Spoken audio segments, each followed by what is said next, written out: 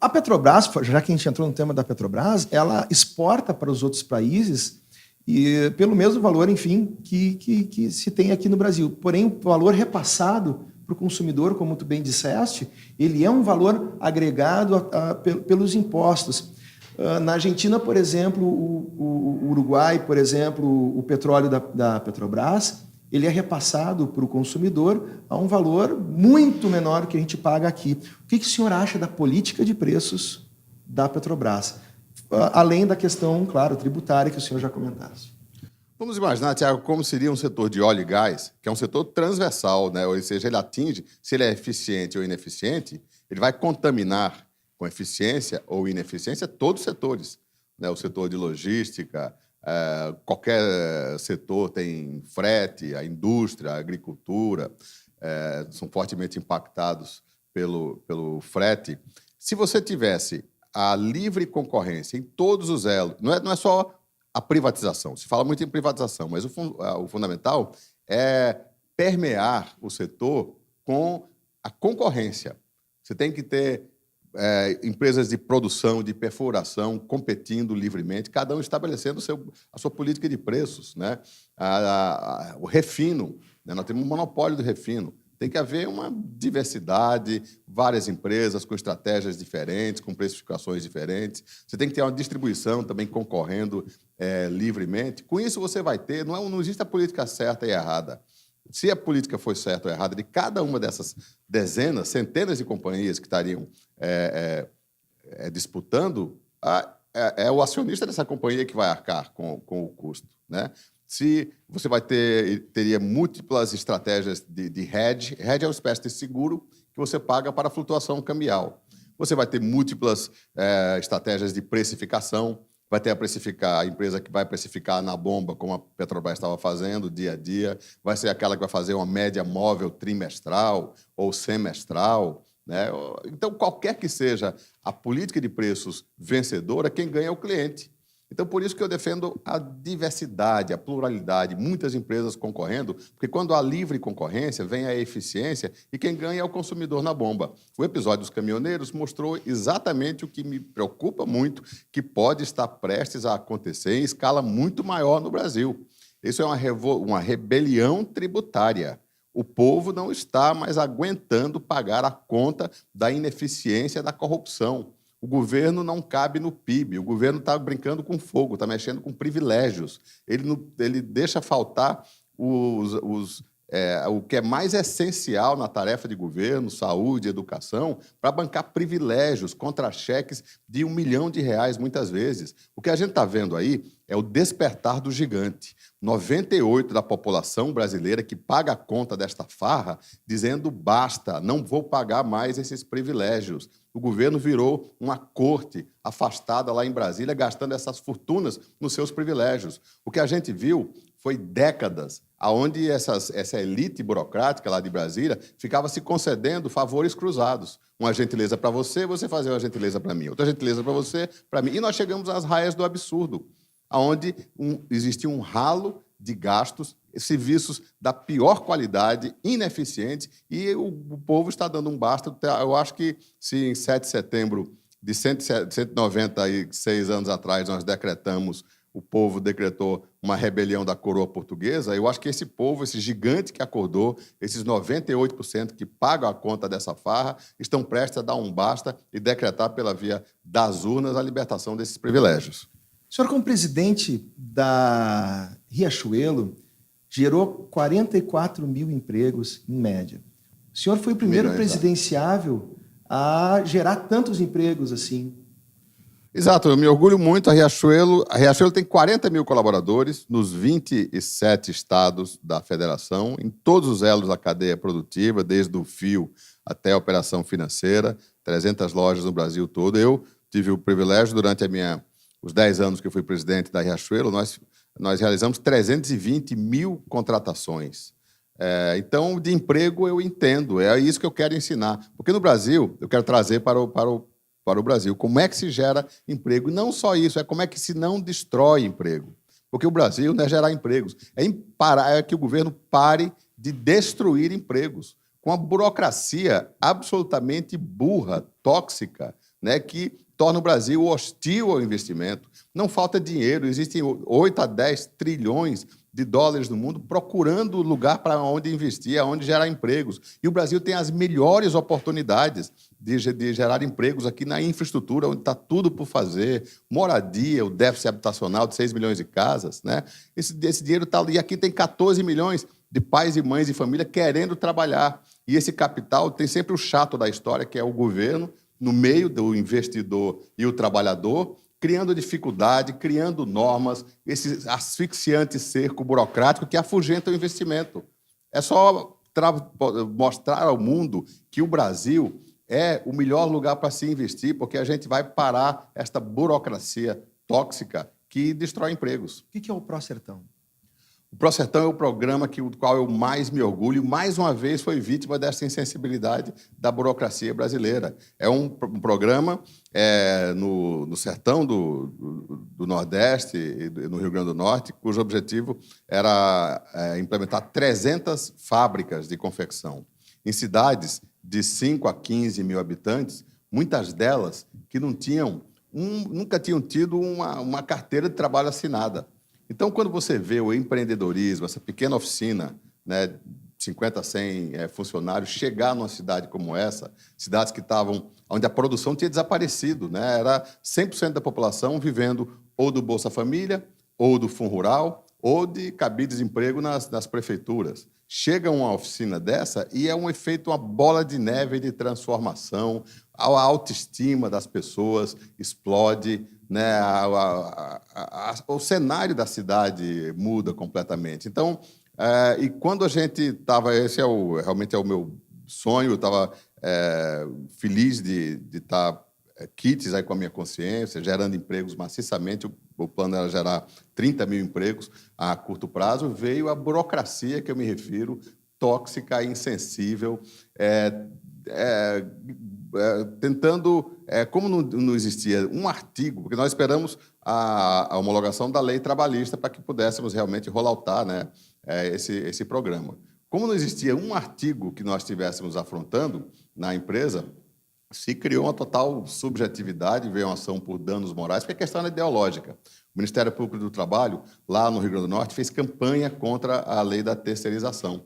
Mas o que aconteceu foi que os próprios trabalhadores se insurgiram.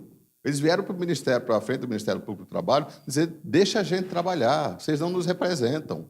Né? Porque é o exemplo que eu dei da burocracia destruindo empregos. O que a gente precisa fazer é impedir, não é apenas criar empregos, é impedir que essa insensibilidade burocrática destrua empregos, porque quem mais sofre é o elo mais frágil, que é o trabalhador. Uma espécie de ativismo judicial do Ministério Público. É um ativismo absurdo. Eu acho que realmente tem áreas sagradas, importantes da burocracia pública que estão entregues à ideologia. O maior inimigo do trabalhador é o xiita trabalhista. O maior inimigo do meio ambiente, que mais destrói o ambiente, é o xiita ambiental, que não cuida de ambiente nada, ele cuida da ideologia dele. E, em nome da ideologia, ele afasta os critérios técnicos do meio ambiente e acaba destruindo o meio ambiente, como é o setor do turismo lá no meu estado, que afetou fortemente o meio ambiente privilegiado do estado por causa da ideologização do IBAMA, que era o órgão ambiental de lá. No programa Brasil Pro 200, o senhor fala das 4 reformas. Quais são elas? Bom, é preciso, antes de mais nada, garantir a grande conquista do trabalhador, que foi a reforma trabalhista, que tem o potencial de gerar milhões de empregos, reduzindo essa irracionalidade, mostrando que o Brasil, empregar, não é uma atividade de risco daqui para frente, né? Então, manter a reforma trabalhista, a reforma tributária é de maior impacto na competitividade, né? Eu falei aqui do 153º lugar no ranking de liberdade econômica, que nos coloca em 180 países, entre os países mais hostis ao investimento, ao lado de Venezuela, Cuba e até Coreia do Norte. E já teve patamares bem melhores antigamente. Há 5 anos atrás, nós estávamos em 100º, ou seja, nós perdemos 50 posições no ranking de competitividade por causa desse cerco burocrático. Então, a reforma trabalhista, só respondendo a sua pergunta, as 4 reformas. Sim, você perguntou, e depois a gente vai para o mapa da 4 reformas. A trabalhista vai fazer galgar 30 posições no ranking de competitividade. A tributária é de maior impacto, 50 posições. o redesenho do Estado, para que nós tenhamos um Estado não de 50% do PIB, inoperante, gastador, corrupto, mas um Estado que faça sentido de 25% do PIB, focado em saúde, educação e segurança pública. E a reforma do Pacto Federativo, para prestigiar os municípios, porque tem dois grandes perdedores nesse ralo que se tornou o governo federal, com 68% do bolo tributário. Perde o cidadão, porque tem praticamente zero de contrapartida dessa carga tributária tão alta, e perde os municípios, que estão sendo esmagados pelo peso da União. Como disse o deputado Carlos Gomes, o dinheiro público vai de caminhão para Brasília e volta de carrinho de mão. Então, os municípios estão realmente à míngua, cada vez com mais atribuições, e o dinheiro fica todo lá em Brasília bancando os privilégios. Então, são essas 4 reformas. O senhor é a favor da municipalização, então? Eu sou um municipalista convicto. O meu partido nasceu como um partido municipalista renovador, esse foi o primeiro nome do PRB, e é como uma loja. Eu aprendi isso numa rede de varejo. Uma rede de varejo bem sucedida é aquela que fortalece a loja, que instrumentaliza o gerente, a equipe da loja, para resolver o problema do cliente. No país tem que ser assim. É no município que está a demanda social, é lá que tem que ter os recursos e as ferramentas para atender os problemas. O senhor está listado na Forbes, vai financiar a sua campanha sem o fundo partidário? Exato. Eu abri mão do fundo partidário, eu acho que esse é um presente que eu dou ao Brasil, eu acredito nas minhas ideias, tanto é que vou separar uma parcela do meu patrimônio para bancar as ideias boas, as ideias que podem, a curto prazo, fazer o Brasil fazer as pazes com a prosperidade e com a geração de emprego. Com relação ao toma lá da cá, como é que o senhor analisa o presidencialismo de coalizão? O toma lá da cá é consequência da falta histórica de um projeto de país. O que nós estamos apresentando é um grande projeto de um país próspero que una o que nunca foi tentado: liberdade econômica e liberdade política, livre mercado e democracia. É isso que é a fórmula vitoriosa de prosperidade do mundo todo, que nunca foi tentado aqui.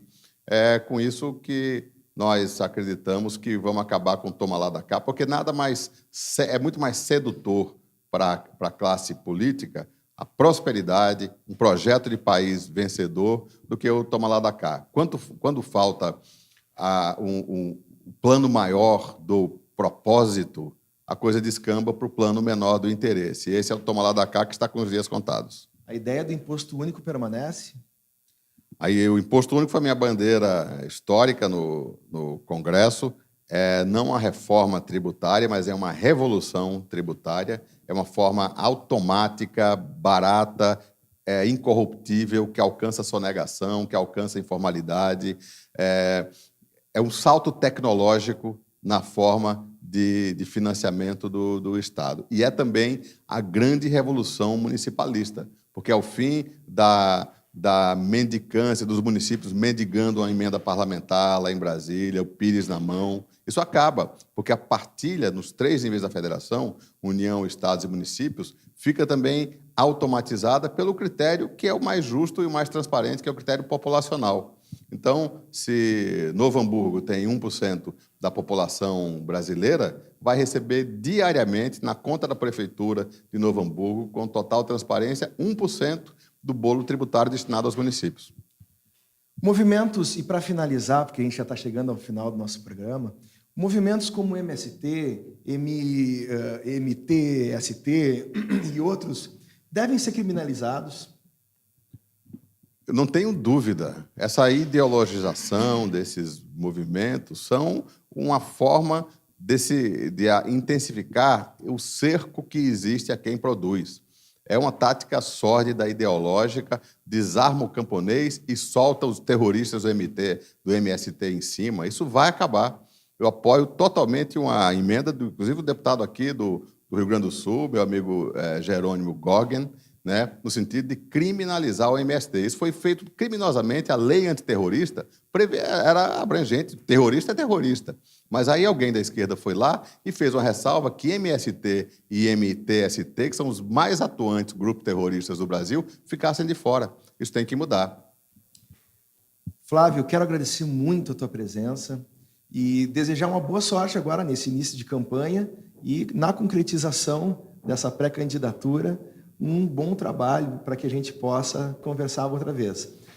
quiser deixar um recado para a população de Novo Hamburgo e região, fica à Olha, vontade. muito obrigado, foi um prazer. O recado, o chamamento que eu faço é que acredite que nós podemos mudar de fato o estado de coisas. A nossa arma é o nosso voto, são as mídias sociais. Nós não temos que nos conformar com essas alternativas da extrema-direita à extrema-esquerda.